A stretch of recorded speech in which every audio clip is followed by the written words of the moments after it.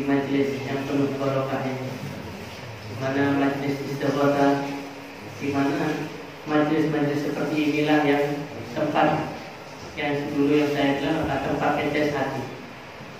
Hati ini ibarat kata kalau dikatakan sekarang seperti HP. Kalau baterainya habis, dicas lagi.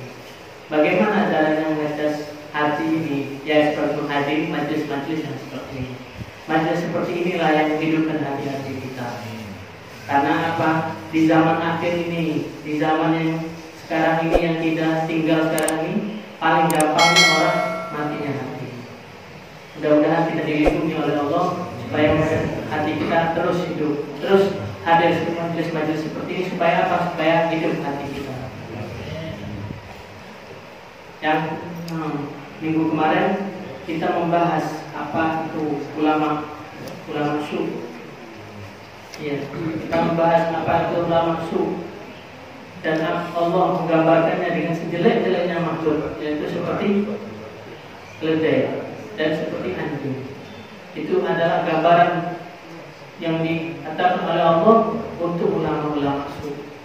Dan banyak lagi dari yang kemarin kita dengarkan dari Muhaddats ini apa? Gambaran ulama yang seperti lilin. Dia menerangi orang lain akan tapi dia bermanfaat bagi orang lain akan tapi dia membakar dirinya. Ini adalah ulama yang mengamalkan ilmunya akan tapi tidak mengamalkan untuk dirinya, tapi mengamalkan untuk orang lain. Dan di akhir pembahasan Muhaddats mengatakan apa? Ulama yang paling bagus adalah ulama yang mengamalkan ilmunya dan mengamalkan ilmunya untuk orang lain dan mengamalkan untuk dirinya. Dan yang di bawah derajat itu adalah ulama yang mengamalkan untuk orang lain akan tapi mengamalkan untuk dirinya.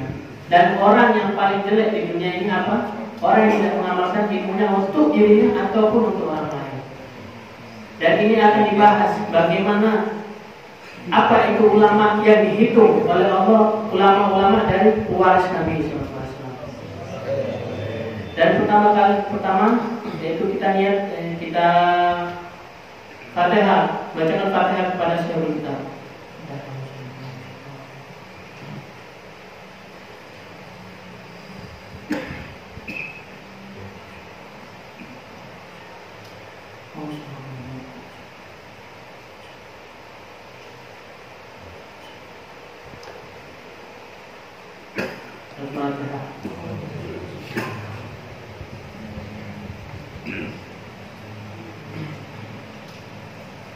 Bismillahirrahmanirrahim. Tsumma a'lam rahimakallah anna lil alim amil bi ilmihi ma'dud indallah wa rasulihi min ulama'id din wa ulama'il akhirah. Alamatu wa al-maratu tafriqu bainahu wa bainal alim al-muqallid al-mahdud indallahi wa rasulihi min ulama'il lisan wal muttabi'in lahu wal mu'athirin dunya ala kubah. Bismillahirrahmanirrahim. Kata Imam Haddad, kemudian ketahuilah wahai yang dirahmati oleh Allah, sesungguhnya orang alim yang mengamalkan ilmunya dihitung di sisi Allah, yaitu apa? Ulama, salah satu ulama akhirat, ulama yang ganjarannya akhirat. Dan tanda-tandanya itu ya apa? Berbeda dari ulama-ulama yang bercampur ilmunya. Maksudnya bercampur apa? Bercampur dengan dunia. Yaitu cuma ulama yang mengucapkan dari lisannya saja. Tidak ulama yang tidak menyampaikan dari hati ya, tetapi menyampaikan dari lisan saja. Dan ulama apa? Ulama yang mengikuti hawa nafsunya dan mengejar dunia. Ini adalah kebalikan dari ulama yang dihitung tadi sama Allah, ulama akhirat. Tanda-tandanya itu apa? Tanda-tandanya selain dari semua ini tadi kata yang pada. Famin alamatul alim al-mahdud min ulama al-akhirah ayyakuna khasian mutawaddian khalifan wajilan musyrikan min khasyatillah. Adapun kata yang Haddad, adapun ulama alim, ulama-ulama yaitu orang yang berilmu yang dihitung oleh dihitung oleh Allah sebagai ulama akhirat, yaitu ulama yang seperti apa? Hendaknya ulama itu khasyian, orang yang khusyuk. Khusyuk dalam apa? Dalam ibadahnya, dalam menyampaikannya, dalam dakwahnya. Mutawadian, orang yang tawadhu. Khaifan, orang yang takut kepada Allah. Wajilan, sama takut juga kepada Allah. Musyfiqan min khasyatillah, terikat hatinya kepada takutnya pada Allah. Dan di sini kebanyakan dari orang salah mengartikan tawadhu itu apa. Kadang orang itu apa?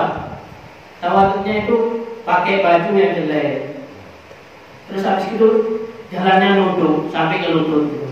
Enggak, itu bukan tawadhu, rukuk. Tawadhu itu seperti apa? Tawadhu itu adanya dalam hati. Seperti ulama-ulama dulu, ulama salaf kita dulu apa? Tidak ada pakaiannya jelek, tidak ada. Kalau apalagi yang terkenal Sayyidina Ali Zainal Abidin. Kalau sudah mau sholat itu apa? Bajunya kayak orang mau nikah. Dan ditanya sama orang, loh, Sayyidina Ali ini mau zubat atau mau sholat? Tapi ditanya kayak gitu. Saking apa? Saking bagusnya baju itu ibadah sama Allah. Sampai apa? Dijuluki Zainal Abidin.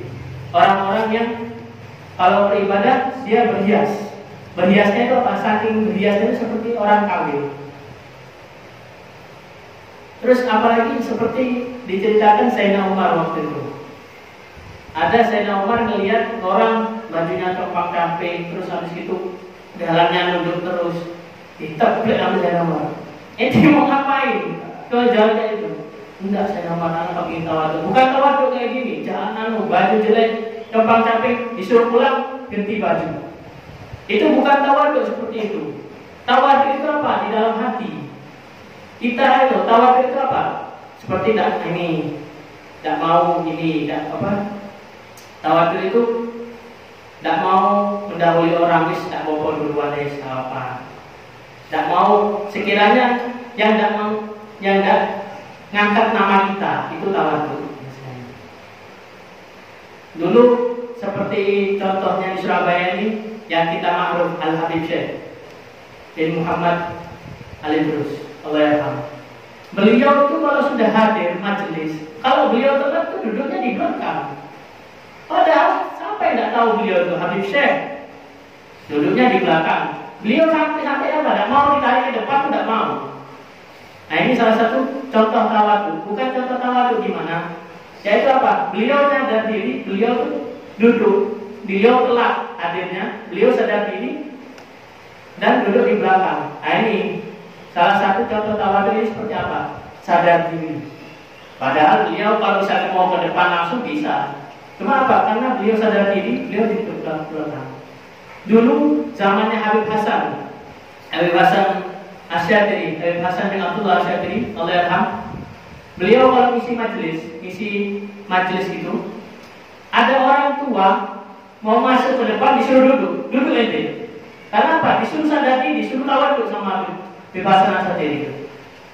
Tidak boleh, jangan mentang-mentang ente tua, ente lebih bagus dari dia orang yang di depan. Ente mau duduk di depan, tapi gitu loh sama Habib Hasan. Tapi tidak langsung ngomong di depan gini.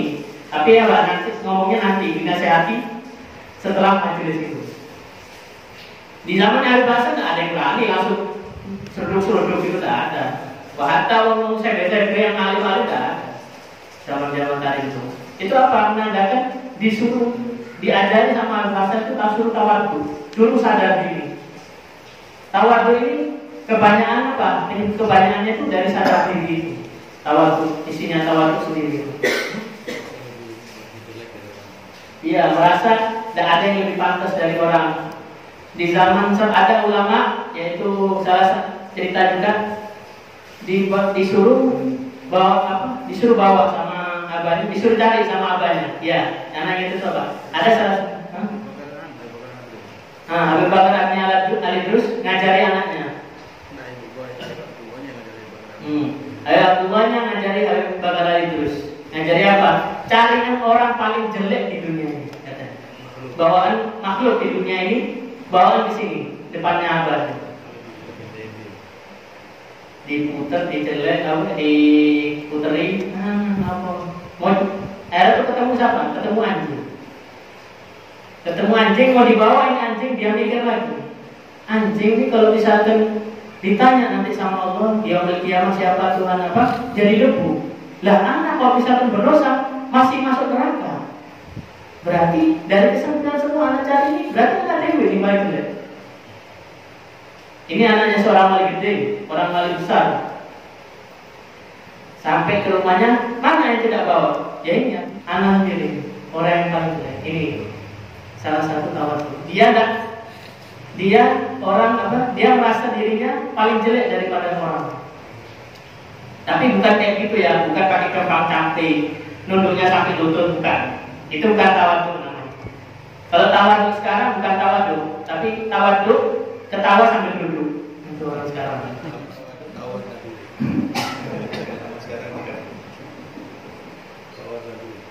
Tahu karena duit.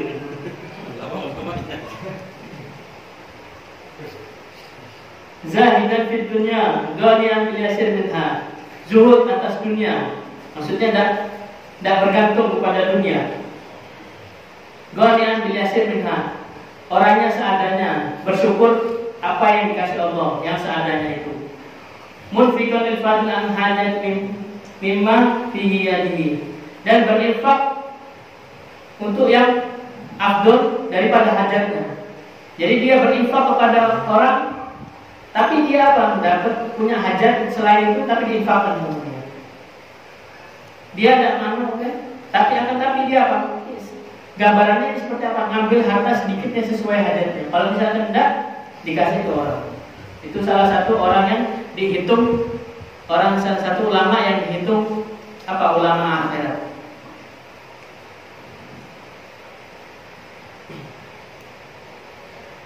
Nasihan li ibadillahi ta'ala, syafiqan alaihim, rahiman bihim, amran bil ma'ruf, nahyan 'anil munkar, musari'un fil khairat, mulazimun lil ibadat, dalan 'ala khair, da'in lil huda, zasutil wa tu'ah wa tu'addah, wa gharim masakinah, hasnal akhlaq, wasi'as sadr, layyinal janib, mahfudul janal mu'min, la mutakabbirin, wala mutajabbiran, wala tamihan fil nas, wala harisan ala dunya, wala mu'athiran laha ala akhirah, wala jami'an lil mal, wala mani'an lahu an hakim, wala fardan, wala ghalidan, wala mumarian, wala mujadilan, wala muqasiman, wala ghasiyan, wala isya'il akhlaq, wala dhaifus sadr, wala mudahinan, wala muqadian, wala ghasiyan, wala muqaddiman armiya ala fuqara, wala mutaradin ala salatin, wala syakitan an-nakar alaihim ma'dudra, wala muhibban lil jah wal mal wal waliyat, bal yakunu karihan lidzalika kulli. Ini tadi Imam Haddad mengatakan sifat-sifatnya ulama yang dihitung, yaitu ulama akhirat, yaitu apa? Amaran nasihan ibadillah, suka menasihati hamba-hamba Allah Ta'ala, syafiqan alaihi, dan merangkul mereka, rahiman bihim, dan rahmat kepada mereka, amran bil ma'ruf, mendirikan memberitahu kema'rufan, wa nahyi 'anil munkar, dan memerangi kemungkaran, musari'an fil khairat, dia cepat kalau dalam kebaikan, dia cepat. Mulaziman lil ibadah, orang yang paling lazim, orang yang paling kekeh dalam ibadahnya. Dalan al khair, dan menunjukkan atas kebaikan. Dayan al huda, dan mengajak kepada kebaikan. Dasutin, waktu ada dia selalu waspada apa yang dikatakannya dan apa yang akan dikerjakannya. Bahwa Allah sakinah, orang ini santai dan tenang, tidak buru-buru, tidak semena-mena. Wala taumian nas, dan tidak tamak kepada manusia. Wala harisan ala dunia, dan tidak rakus atas dunia. Wala mu'athiran laha ala akhirah, dan tidak mendahului dunia atas akhirat. Wala jami'al mal wala mani'an lilahu hakim. Dan tidak mengumpulkan harta dan tidak mencegah atas hak-hak harta itu, seperti yang rajin zakat, rajin sedekah ini. Wala fardhan wala ghalidan, wataknya tidak keras. Wala mumarian wala mujadilan, dan tidak suka debat. Maksudnya debat apa? Debat masalah ya kalau misalkan sama-sama benar, tidak usah debat terus. Kebanyakan orang-orang lama ini sekarang kan, kalau zaman dulu orang debat itu debat memang debat masalah itu, akan tapi apa? Meskipun debatnya apapun itu, sesuatu apapun itu akan apa? Mengeraskan hati. Jadi kalau misalkan orang yang tidak kuat hatinya, jangan sekali-sekali debat. Karena apa? Ulama-ulama dulu itu memperingatkan apa? Kalau orang yang suka debat itu hatinya bisa keras. Meskipun kita benar, tidak apa-apa, tidak usah debat. Tapi kalau misalkan kita berjihad jalan kepada Allah, insya Allah Allah akan menolong kita. Kalau misalkan lagi debat atau lagi apa, akan tapi nanti dari debat itu tidak usah panjang-panjang. Nanti dari debat itu sendiri orang-orang tahu mana yang benar dan mana yang salah. Jadi kita tidak harus kita yang menang, tidak. Kalau debat itu, kadang Allah itu kasih kalah kita supaya apa? Supaya kasih pelajaran sama kita. Tapi kadang Allah kasih kita menang, kadang tidak ada yang menang. Soalnya apa? Dari debat sendiri itu tujuannya apa? Bukan kita menang, tapi apa? Ngasih tahu orang ini loh yang benar. Bukan apa? Bukan harus ini ngasih tahu orang ini harus orang tuh harus terima, enggak. Bukan itu debat. Debat itu ngasih tahu kalau ini loh yang benar, ini yang benar. Tapi kalau misalkan dia tidak terima, bukan hak kita untuk harus dia menerima. Debat itu seadanya. Tapi kalau misalkan orang yang tidak kuat hatinya, tidak usah debat. Karena apa? Debat itu mengeraskan hati. Kalau sudah keras hati, kita mau dibilangin apa sama orang tidak mau. Merasa diri kita paling benar.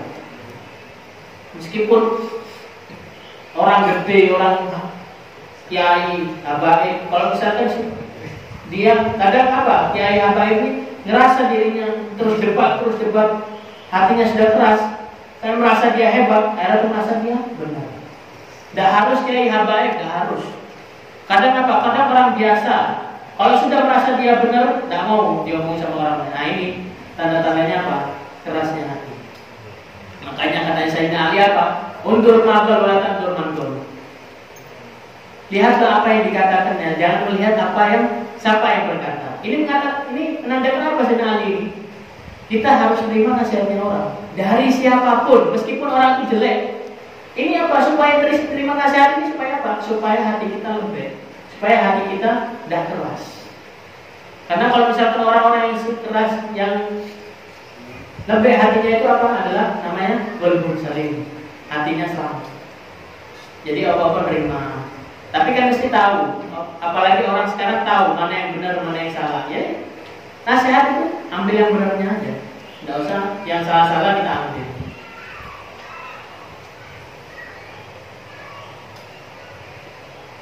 Walau khasiman, dan tidak suka bermusuhan. Walau ghasiyan, dan tidak keras hatinya. Walau sa'il akhlaq wa ghayyid sadr, dan bukan orang yang jelek akhlaknya, dan bukan orang yang sempit hati dadanya, lapang dadanya. Walau mudahinan, dan tidak suka cari muka. Nih, hati. Ulama-ulama sekarang ini cari muka apa? Buat dapat kedudukan. Terus. Walau muqadian, dan tidak suka mencaci. Walau ghasyan, dan tidak suka menipu. Walau muqaddiman li'arna ala fuqara, dan tidak suka mendepankan orang yang kaya atas orang yang fakir, orang yang miskin. Itu disamaratakan. Sampai-sampai apa? Sifatnya Nabi itu apa? Kalau orang fakir, orang yang miskin yang undang, beliau duluan. Misalkan jam 8, beliau duluan 10 menit sebelum acara itu beliau sudah hadir. Saking apa? Saking mendepankan, beliau malah apa? Mendepankan orang miskin daripada orang kaya. Wala mutarajidan ila salatin, dan tidak balik-balik kepada sultan. Maksudnya tidak balik-balik ke pemerintahan. Nah, kalau misalkan lihat ulama yang balik-balik kayak ini, nah, hati. Ojo dipeloi. Lek kena duit, lengce.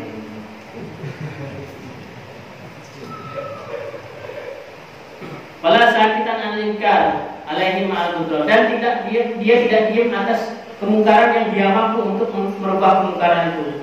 Seperti kalau misalkan orang dia disegani di kampung itu, misalkan ya ulama disegani di kampung itu. Lah kok ada yang minum, dia diam. Nah itu hati-hati. Jangan sampai ada ulama yang seperti ini. Maksudnya contoh dari itu apa? Diam pada keingkaran. Kalau misalkan dia mampu untuk ingkar, untuk merubah keingkaran ini, harus dia rubah. Seperti sabda Nabi SAW, man ra'a minkum munkaran falyughayyirhu biyadihi, wa illam taqdir fa lam yastati' falyughayyirhu bilisanihi, wa illam yastati' fa biqalbihi. Barang siapa, dan Rasulullah SAW sabda, barang siapa yang dari engkau yang melihat kemungkaran, rubahlah kemungkaran itu dengan tanganmu. Kalau tidak bisa, rubahlah dengan lisanmu. Kalau tidak bisa, cukup engkau dengan hatimu. Engkau tidak setuju dengan kemungkaran itu. Wa huwa atqaqul iman, dan itu ada paling rendahnya orang yang beriman. Jadi kalau misalnya kita melihat kemungkaran, tapi kita tidak setuju dengan hati kita, itu bertanda apa? Lemahnya iman kita. Kata Nabi SAW. Tapi beda dari ceramah-ceramah ustaz yang saya pernah dengar, beda dengan ulama ya. Kalau ulama dengan hati, dengan dia tidak setuju dengan hati dan dia mendoakan itu orang, dan itu adalah paling kuatnya iman.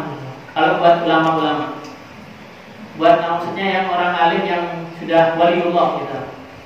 Itu kalau misalkan dia tidak ingkar dengan hatinya dia, kadang dia apa? Ingkar itu dengan sekalian mendoakan, mudah-mudahan dia dapat hidayah.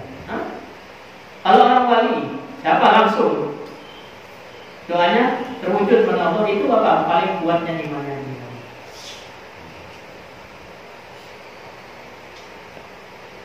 La muhibban lil jah wal mal wal wilayat bal yakunu karihan lidzalika kulliha wa la yadkhulu fi syai'in minhu wa la yubashiru illa min hajati aw darurah.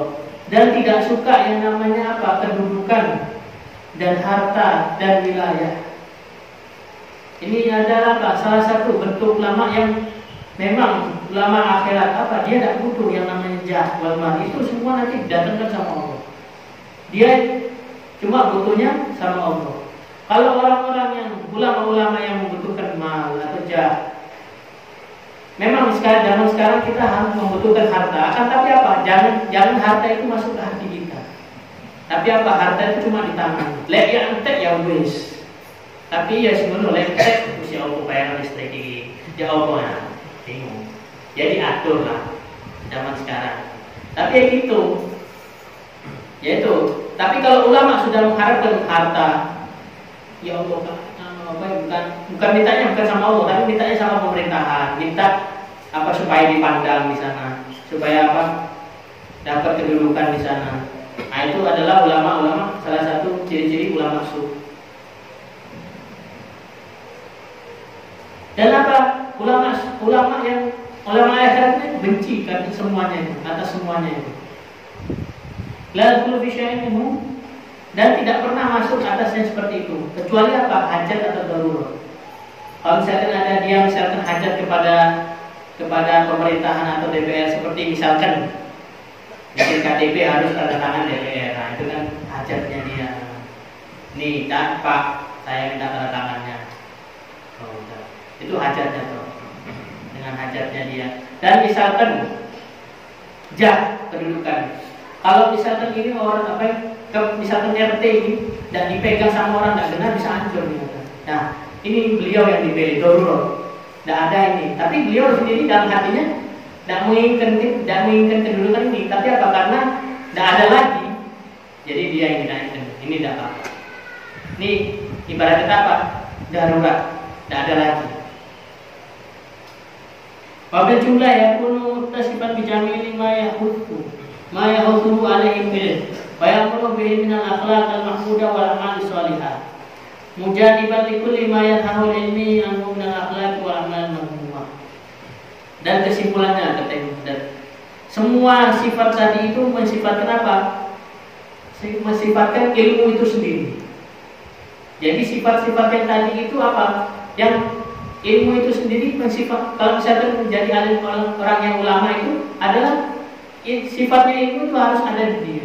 Tapi semua sifat yang tadi itu adalah sifatnya ilmu itu sendiri, kata Imam Haddad. Menyuruh kepada akhlak yang baik dan beramal kepada beramal kebaikan dan menjauhi atas apa yang dilarang oleh ilmu tadi. Dan menjauhi akhlak dan amal-amal yang jelek. Wa hadhihi al-asya' allati dzakarnaha fi wasfil ulama al-akhirah yajibu an yatajalla biha wa yatasaffa biha kullu mu'min. Wa li anna al-alim awla bil wa hiya alayhi awjabu akal. Ya'nu alam bihi yubtada wa ilmu bihi yubtada.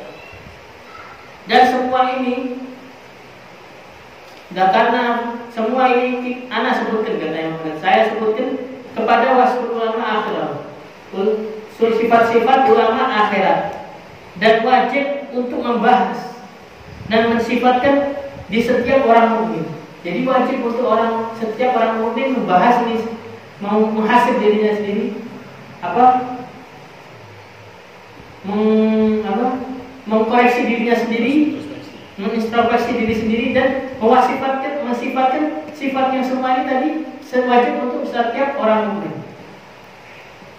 Dan yang paling utama adalah orang yang alim itu sendiri. Paling wajib mereka mengerjakan apa yang disebutkan Imam Haddad tadi. Dan wajib dan dikuat, maksudnya ditekankan untuk ulama-ulama ini. Karena apa? Orang alim ini alaman yuhtada, memberikan hidayah kepada orang-orang yang memberi hidayah kepada dunia ini. Wa imam bihi yuhtada, dan menjadi imam yang untuk diikuti orang-orang alim tadi. Fa in dalla wa huwa athar dunya ala al-akhirah kana ismu wa ismu man tabi'a ala dzalik. Fa istaqama tabi'a lahu ajruhu wa ajru min tabi'a ala dzalik. Dan jikalau misalkan dia sesat dan dia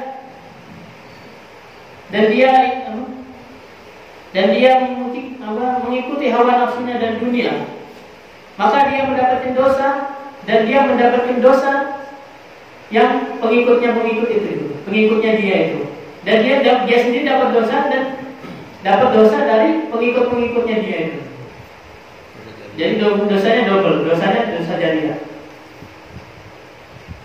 Dan jikalau dia istiqomah dan takwa kepada Allah, dia dapat pahala dan dapat pahala dari orang-orang yang mengikutinya tadi. Mudah-mudahan yang sedikit ini bermanfaat bagi kita semua, khususnya bagi saya sendiri. Karena apa? Karena ini memperingatkan bagi diri kita supaya tidak lalai menjadi orang. Dan mudah-mudahan ilmu yang malam ini bisa menyebar luas kemana-mana. Karena apa? Sedikit pun ilmu yang kita sampaikan kepada orang-orang bisa menjadi bekal kepada akhirat. Jadi jariah kepada kita nanti di akhirat. Meskipun sedikit saja. Tidak usah banyak, tidak usah harus khatam kitab, tidak usah harus ini, tidak usah. Yang malam ini yang kita dengarkan, kita sampaikan kepada orang, khususnya bagi keluarga-keluarga kita. Insya Allah nanti di akhirat, di kubur kita menjadi jariahnya kita. Nanti apa? Misalkan kita dari siapa? Dari satu ini, dari sini terus ilmu itu nyabang. Dan apa? Akan dirasakan sampai akhir zaman. Dan sekarang sudah akhir zaman, tapi nanti anak cucu yang merasakan. Seperti apa? Seperti sebuah biji, bibit. Kalau ditanam, disiram itu maksudnya apa? Diamalkan terus itu ilmu, nanti dia berkembang jadi pohon yang besar. Dan pohon yang besar itu jadi bercabang, dan bercabang nanti menghasilkan buah. Nah ini yang hasilkan buah ini apa? Orang disebarkan ilmunya ini. Buahnya ini apa? Nanti yang kita rasakan di akhirat nanti. Dan cabang-cabangnya ini apa? Orang-orang yang mengamalkan, yang mendengarkan ilmu kita tadi. Dan buahnya itu nanti kita rasakan di akhirat nanti. Adab ini ambilkan. Wabillahi taufiq wal hidayah. Assalamualaikum warahmatullahi wabarakatuh.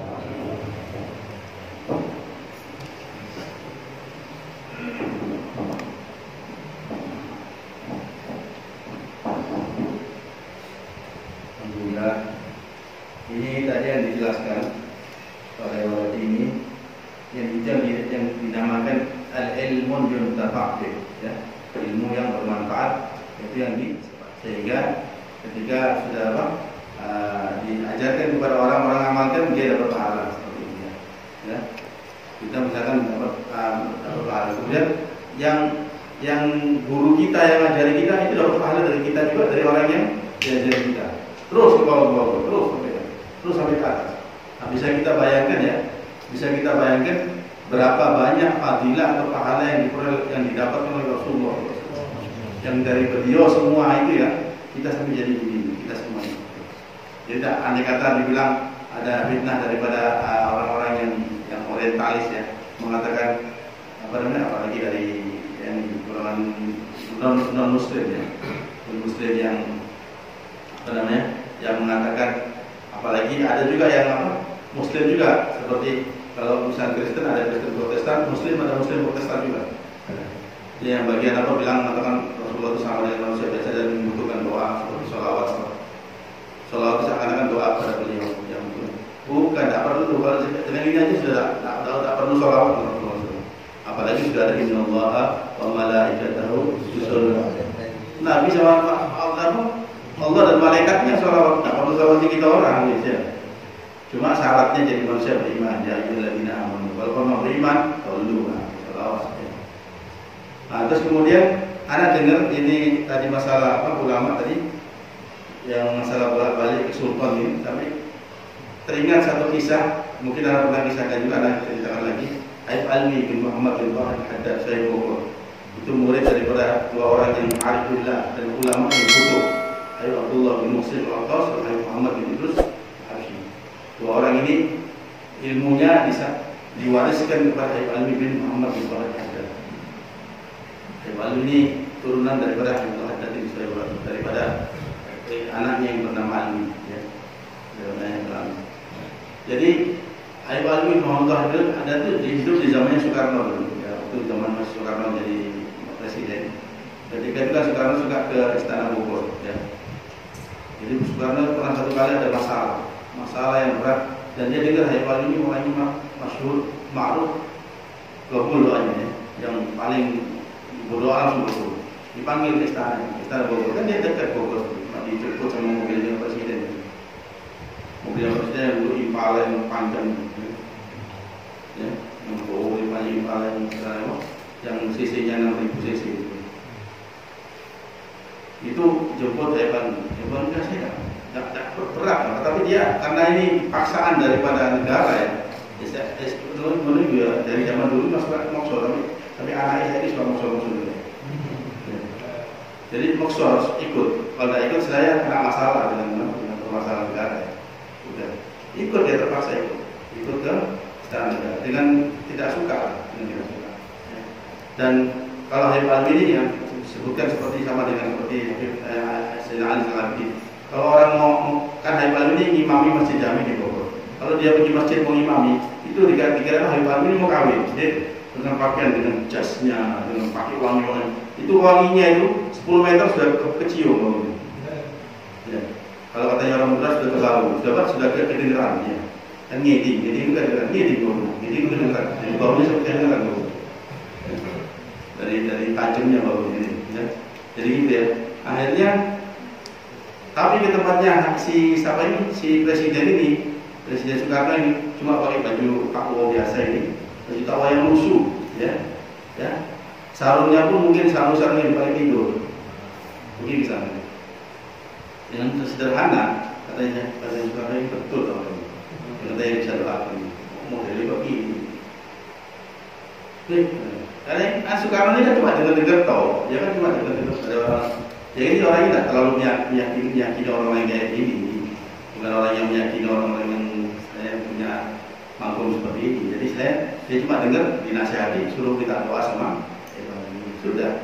Dia minta tapi tolong doakan saya ini ada masalah juga, hanya didoakan. Doakan sudah. Tidak lama besok masalah itu langsung selesai. Ya berkat doanya Iqbal, ya. Semua orang menunjukkan, Allah menunjukkan bahwa ini keramatnya Iqbal. Langsung dipanggil lagi Iqbal. Dipanggil lagi ke istana. Dipanggil kali ini dipanggil karena syukurnya ini, mau syukuran di sini. Ya, dipanggil buat kasih hadiah. dia paksa lagi masuk gitu. Akhirnya sudah ikut dia hebat. Habib, alhamdulillah ya sudah semua masalah saya sudah selesai berkat doanya Habib. Kemarin doa langsung sekarang ya. Saya mau apa? Tawarkan sama Habib minta apa? Minta kedudukan, minta harta, minta apapun saya akan berikan kepada Habib. Apapun, minta apa saya kasih. Katanya baru betul. Semua permintaan saya akan dituruti. Iya betul, apa saja. Satu saja permintaan apa? Jangan panggil saya ke sini. Jangan panggil lagi saya ke sini. Oh, jangan panggil lagi saya terus, tak mau kenal saja. Katanya, Mas, kita betul ini. Iya, jangan panggil saya. Hanya pulang. Tak pernah ketemu lagi sampai akhir hayat. Ya, jadi itu ya. Jadi itu ulama yang betul-betul ulama akhirah. Ya. Kalau sekarang banyak ulama dunia. Ya. Ulama dunia ini yang itu ulama usul ya. Dan ini yang paling dikhawatiri ya oleh Rasulullah SAW. Sayyidina Umar juga pernah berkata mewakili ulama usul. Mudah-mudahan kita diselamatkan dari itu. Dan kita juga jangan sampai seperti itu. Ya, seperti